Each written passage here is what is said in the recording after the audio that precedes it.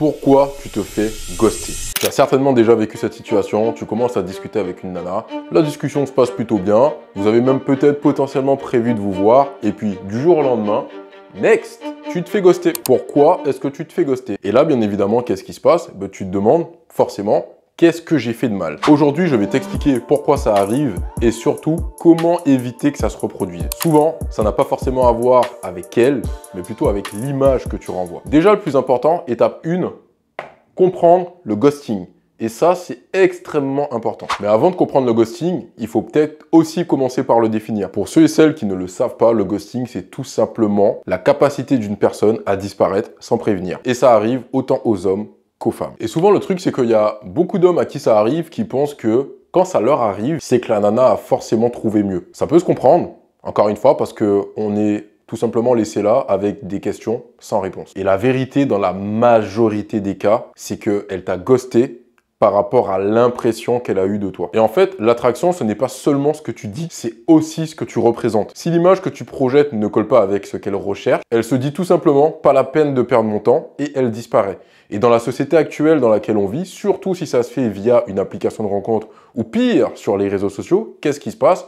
C'est un marché à ciel ouvert. Ça veut dire qu'elle n'a pas de temps à perdre, et la consommation est tellement prégnante qu'on ne prend même plus la peine d'être respectueux en disant « Écoute, ton profil ne me correspond pas » ou « J'ai pas eu de feeling » ou « Je préfère qu'on arrête de se parler », tout simplement. Ça me rappelle une anecdote que j'ai eue avec un pote de la salle de sport qui me dit « Écoute Cyril, je comprends pas, je me suis fait ghoster. » Je dis « Comment ça ?» Il me dit « Ouais, je me suis fait ghoster du jour au lendemain, ça faisait à peu près 3 semaines qu'on se parlait et je sais pas ce que j'ai fait, mais je me suis fait ghoster. » Moi, je connais mon pote, ça veut dire que je sais exactement aujourd'hui comment il est. Par contre, quand j'ai vu son profil Instagram et sa manière de communiquer, j'ai compris tout de suite. Et c'est là où il faut faire extrêmement attention. L'image qu'on renvoie est extrêmement importante. Et c'est la raison pour laquelle, deuxième étape par rapport au ghosting, c'est surtout de comprendre les 3 raisons principales du ghosting. Première raison, les gars, ton image ou ton profil sur Instagram ne donne pas envie. Je peux vous assurer que la majeure partie des mecs qui viennent et qui m'envoient un message en me disant « Salut Cyril, je comprends pas, il y a telle histoire avec telle meuf,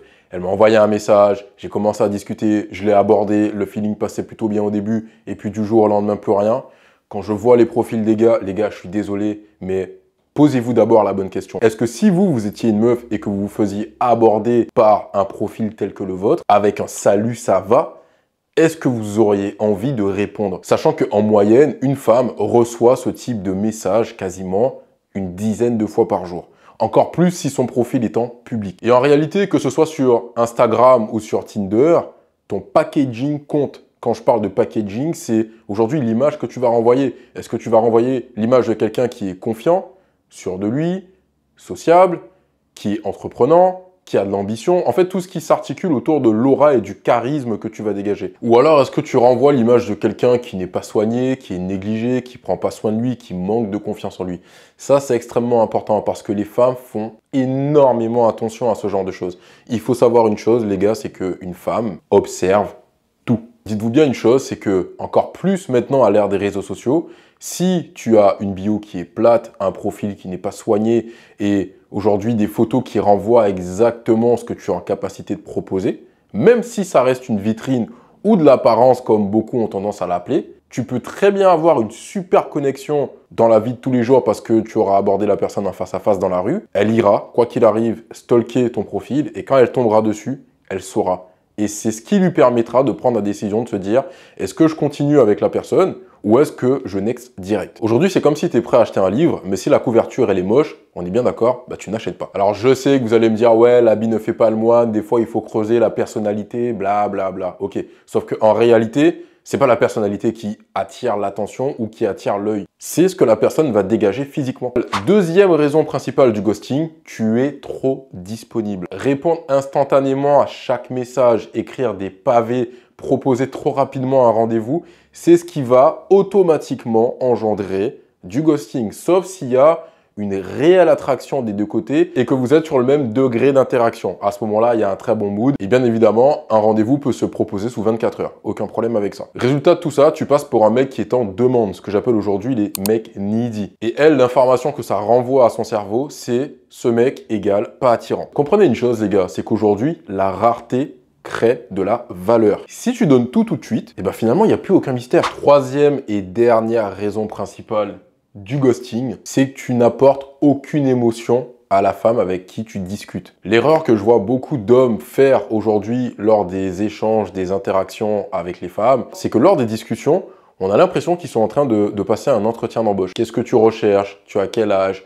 C'est quoi tes qualités? C'est quoi tes défauts? Est-ce que tu as des frères et sœurs? Vous savez ce qu'on appelle aujourd'hui les conversations bateau? Je déteste ça. Et je ne suis pas le seul, puisque visiblement, c'est aussi ce qui fait que ça met automatiquement les hommes qui appliquent cette technique dans une case égale ghosting. Et en réalité, ça fait passer cette catégorie de mecs pour des gars trop sérieux, pas fun, pas drôle, pas de répartie.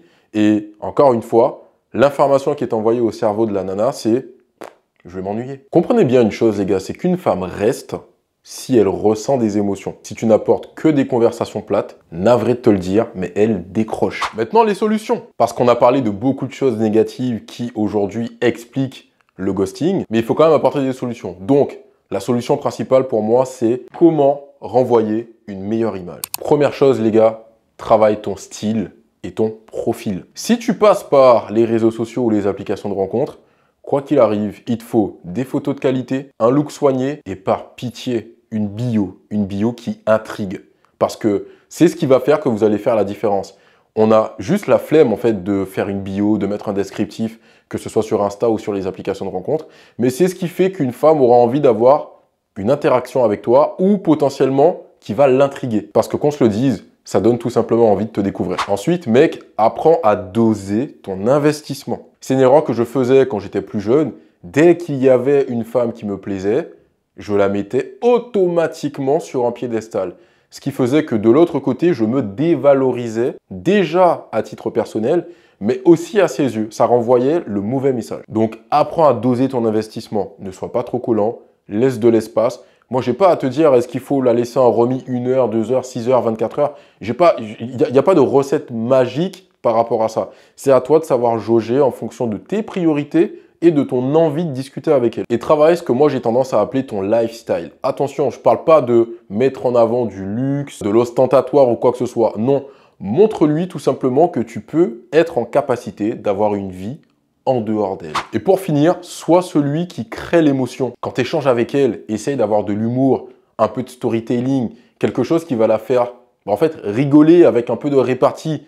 Je peux t'assurer, pour avoir discuté avec je ne sais combien de femmes, que ce soit dans la vie de tous les jours, dans la rue ou sur les réseaux sociaux, les femmes kiffent un mec qui a de la répartie. Et attention, je parle de répartie avec du respect.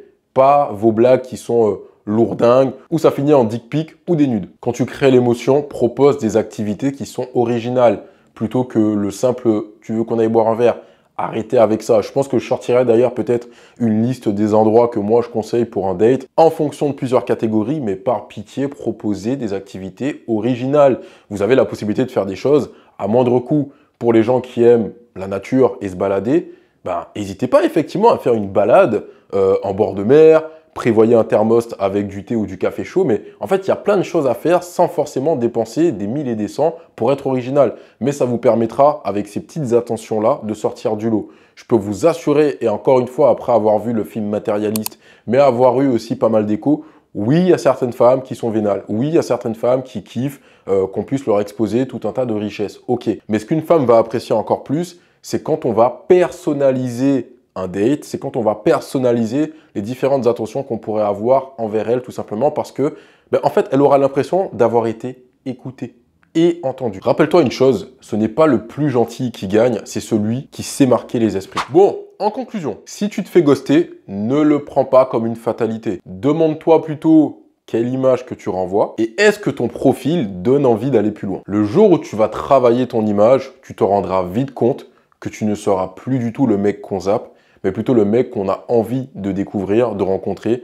et potentiellement d'avoir dans sa vie. Et si tu veux que je t'aide à améliorer ton profil et ton game, va voir en description, je t'ai mis un petit truc, c'est pour toi, c'est gratuit. Et si jamais tu en as besoin, on pourra en parler ensemble. C'est tout pour cette vidéo, abonne-toi, like, commente, et tiens, dis-moi en commentaire quelle était la pire fois où tu t'es fait ghoster.